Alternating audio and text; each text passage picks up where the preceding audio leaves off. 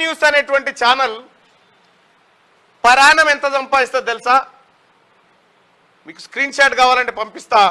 పరాణం 2 కోట్ల రూపాయల వ్యవహారం దాంట్లో జరుగుతుంది. దాంట్లో కూడా ఏ ఒక్క అనా పైసా ఇంటికి తీసుకుపోకుండా నా కూతురుకున్నటువంటి ప్రాబ్లం ఏ కూతురుకు రావద్దని, నా కూతురుకున్నటువంటి కష్టం ఏ కూతురుకు ఉండొద్దని దాదాపు 200 పైచిలకు గుండెలకు ఆపరేషన్ చేయించిన తీర్మానం. అంతేకాదు ఇప్పుడు తీన్మార్ మల్లన్న దగ్గర సహాయం పొందినటువంటి బిడ్డలు America, Russia, UK, Italy, Singapore, ఇట్లా ఇదే మిర్యాలగూడకు సంబంధించినటువంటి ఒక బిడ్డ, ముస్లిం బిడ్డ, బాగా చదివేటువంటి బిడ్డ నా ఆఫీస్కి వస్తే అందులో వీడియో ఉంటుంది, మీరు చూడొచ్చు.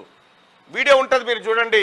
ఆఫీస్కి వచ్చి, సార్ నాకు యుఎస్లో చదువుకోవాలని ఉంది, నాకు సీట్ వచ్చింది, కానీ ఆర్థిక స్తోమత బాగాలేదు, మా నాన్న లేడు అని వస్తే ఆ రోజు ఆ అమ్మాయిని అదే రోజు 13 లక్షల రూపాయల పెట్టి ఆ అమ్మాయిని అమెరికా పంపించిన ఒక యాదవ బిడ్డ వరంగల్ నుంచి తల్లిదండ్రిని కాదని పారిపోయి వచ్చింది. పారిపోయి వచ్చి అమీర్పేటలో తలదాచుకుంటూ ల్యాప్టాప్ ద్వారా అక్కడ ఇక్కడ అమెరికాలో ఒక యూనివర్సిటీలో సీట్ సంపాదించింది. అమ్మాయి పేరు అరుంధతి యాదవ్. వస్తే ఆ బిడ్డ, అన్నా నేను ఎట్లయినా చదువుకోవాలన్నా, మా అమ్మ నాన్నకు చదువు లేదు, వాళ్ళు పెళ్లి చేస్తామని నా కోసం తిరుగుతూ ఉన్నారన్నా, నన్ను ఎట్లన్నా కాపాడని వస్తే అప్పటికి అప్పుడు అదే రోజు నైటు ఫ్లైట్ టికెట్లు బుక్ చేసి, అమ్మాయికి వీసా వస్తే అదే నైటు ఫ్లైట్ టికెట్లు బుక్ చేసి 15 లక్షల రూపాయలతోటి అమ్మాయి ఇప్పుడు అమెరికాలో చదువుకుంటా ఉంది.